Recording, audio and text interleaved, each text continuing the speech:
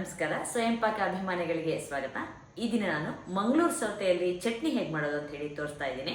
ಬೇಕಾಗುವ ಪದಾರ್ಥಗಳು: ಮಂಗಳೂರು ಸೌತೆ ಒಂದು ಇಟ್ಕೊಂಡಿದ್ದೀನಿ, ಎಷ್ಟು ಬೇಕೋ ನೋಡಿ ಹಾಕೊಳ್ಳೋಣ. ಹಸಿಮೆಣಸಿನಕಾಯಿ 6 ಇಟ್ಕೊಂಡಿದ್ದೀನಿ, ನಿಮ್ ಖಾರದ ಅಪೇಕ್ಷೆ ಮೇಲೆ ನೋಡಿ ಹಾಕೊಳ್ಳಿ. ಉದ್ದಿನ ಬೇಳೆ 1 ಟೀ ಸ್ಪೂನ್, ಉಪ್ಪು ರುಚಿಗೆ ತಕ್ಕಷ್ಟು, ನಾನಿಲ್ಲಿ ಕಲ್ಲುಪ್ಪು 1 ಟೀ ಸ್ಪೂನ್ ಇಟ್ಕೊಂಡಿದ್ದೀನಿ. ತೆಂಗಿನಕಾಯಿ ತುರಿ ಭರ್ತಿ ಅರ್ಧ ಕಪ್ಪು, ಹುಣಸೆ ಹಣ್ಣು ಗೋಲಿ ಗಾತ್ರದಷ್ಟು, ಸೌತೆಕಾಯಿ ತಿರುಳನ್ನು ತೆಗೆದ್ಬಿಟ್ಟು ಹಾಗೆ ಸಿಪ್ಪೆ ಕೂಡ ತೆಕ್ಕೊಳ್ಳೋಣ. ಬೇಯಿಸ್ಲಿಕ್ಕೆ ಅನುಕೂಲ ಆಗುತ್ತೆ ಅಂತ ನಾನು ಇದನ್ನ ಸಣ್ಣದಾಗಿ ಹೆಚ್ಕೊಂಡಿದ್ದೀನಿ. 1 ಟೀ ಸ್ಪೂನ್ ಅಷ್ಟು ಎಣ್ಣೆ ಹಾಕಿ ಕಾಯ್ಲಿಕ್ಕೆ ಇಟ್ಟಿದ್ದೀನಿ ನಾನು ಬಾಣಲೆನ.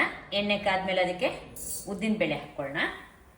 ಉದ್ದಿನ ಬೇಳೆ ಸ್ವಲ್ಪ ಹೊಂಬಣ್ಣಕ್ಕೆ ಬರಲಿ, ಹುರಿರಿ. ಹಸಿಮೆಣಸಿನಕಾಯಿನ ಮುರಿದ್ಬಿಟ್ಟು ಹಾಕೊಳ್ಳೋಣ. ಈ ಹೊಂಬಣ್ಣಕ್ಕೆ ಬಂದಿದೆ ನೋಡಿ ಉದ್ದಿನ ಬೇಳೆ. ಇದನ್ನು ಕೂಡ ಸ್ವಲ್ಪ ಬಿಳಿ ಆಗೋಷ್ಟು ಹುರಿಯೋಣ. ಹಸಿಮೆಣಸಿನಕಾಯಿ ಬಿಳಿ ಬಣ್ಣಕ್ಕೆ ಬಂದಿದೆ, ಇದನ್ನ ಒಂದು ಬಟ್ಲಿಗೆ ತೆಕ್ಕೊಳ್ಳೋಣ. ಎಣ್ಣೆನ ಅದರೊಳಗೆ ಉಳಿಸ್ಕೊಂಡಿದ್ದೀನಿ. ನಾನೀಗ ಹೆಚ್ಚಿದ ಸೌತೆಕಾಯಿ ಹೋಳುಗಳನ್ನ ಹಾಕ್ತಿದ್ದೀನಿ. ಹತ್ರ 2 ಕಪ್ನಷ್ಟು ಆಗಿದೆ ಹೋಳು. ಕಾಲು ಸೌತೆಕಾಯಿನ ನಾನು ಹೆಚ್ಚಿದ್ದೀನಿ. ಇದನ್ನ ಸ್ವಲ್ಪ ಹೀಗೆ ಹುರಿತಾ ಬೇಯಿಸ್ಕೊಳ್ಳೋಣ. ಉಪ್ಪು ಹಾಕ್ಬಿಟ್ಟು ಒಂದ್ಸಲ ಮತ್ತೆ ಕೈಯಾಡಿ ಇದನ್ನ ಮುಚ್ಚಿಟ್ಟು ಬೇಯಿಸ್ಕೊಳ್ಳೋಣ. ನೀರು ಹಾಕೋ ಅವಶ್ಯಕತೆ ಇಲ್ಲ. ಈಗ ಇದು ಬೆಂದಿದೆಯಾ ನೋಡ್ಕೊಳ್ಳೋಣ. ಮೆತ್ತಗೆ ಚೆನ್ನಾಗಿ ಬೆಂದಿದೆ. ನೀವು ಬೆಂದರೆ ಇದು ನೋಡಿ ಒಂದು ಸ್ವಲ್ಪ ಟ್ರಾನ್ಸ್ಪರೆಂಟ್ ಥರ ಆಗತ್ತೆ.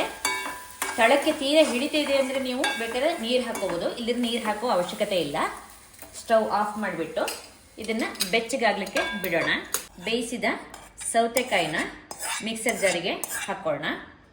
ಅದ್ರ ಜೊತೆಗೆ ಹುರಿದಿಟ್ಟಂತಹ ಮೆಣಸಿನ್ಕಾಯಿ ಹಾಗೆ ಉದ್ದಿನಬೇಳೆ, ಹುಣಸೆ ಹಣ್ಣನ್ನು ಹಾಕ್ಕೊಂಡು ಒಂದ್ಸಲ ಇದನ್ನ ಸಣ್ಣಕ್ಕೆ ರುಬ್ಕೊಳ್ಳೋಣ. ನೀರು ಹಾಕ್ತೇನೆ ನಾನು ಸಣ್ಣದಾಗಿ ರುಬ್ಕೊಂಡಿದ್ದೀನಿ. ಈಗ ಈ ಕಾಯಿ ತುರಿನ ಹಾಕ್ಕೊಂಡು ತರಿಯಾಗಿ ರುಬ್ಕೊಳ್ಳೋಣ. ಈಗ ತರಿಯಾಗಿ ಚಟ್ನಿನ ರುಬ್ಕೊಂಡಿದ್ದೀನಿ, ಬಟ್ಲಿಗೆ ತೆಕ್ಕೊಳ್ಳೋಣ. ಒಗ್ಗರಣೆ ಸೌಟಿಗೆ ಎಣ್ಣೆ ಹಾಕಿ ಕಾಯ್ಲಿಕ್ಕಿದೆ. ಎಣ್ಣೆ ಕಾದ್ಮೇಲೆ ಅರ್ಧ ಟೀ ಸ್ಪೂನು ಸಾಸಿವೆ ಪಟಪಟ ಅಂದಮೇಲೆ ಉದ್ದಿನಬೇಳೆ 1 ಟೀ ಸ್ಪೂನು. ಉದ್ದಿನಬೇಳೆ ಹೊಂಬಣ್ಣಕ್ಕೆ ಬರ್ತಿತ್ತಂತೆ. ಸ್ವಲ್ಪ ಇಂಗಿನ ತೀಕ್ಷ್ಣತೆ ನೋಡಿ ಹಾಕ್ಕೊಳ್ಳಿ. ಉದ್ದಿನಬೇಳೆ ಹೊಂಬಣ್ಣಕ್ಕೆ ಬಂದಿದೆ. ಈಗ ಇದಕ್ಕೆ ಕರಿಬೇವನ್ನ ಹಾಕಿ ಹಾಗೆ ಮೆಣಸಿನಕಾಯಿನ ಹಾಕಿ ಸ್ಟವ್ ಆಫ್ ಮಾಡಬೇಡ, ಬಿಸಿಗೆ ಆಗತ್ತೆ.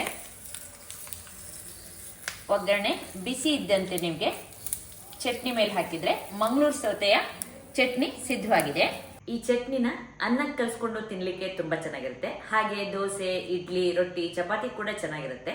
ನೋಡಿದ್ರಲ್ವಾ ಮಂಗಳೂರು ಸೌತೆ ಚಟ್ನಿ ಹೇಗೆ ಮಾಡೋದು ಅಂತ ಹೇಳಿ. ನೀವು ಕೂಡ ನಿಮ್ಮ ಮನೆಯಲ್ಲಿ ಈ ಚಟ್ನಿಯನ್ನು ಮಾಡಿಬಿಟ್ಟು ನಿಮ್ಮ ಅಭಿಪ್ರಾಯ ನಮ್ಗೆ ತಿಳಿಸಿ. ನಮಸ್ಕಾರ.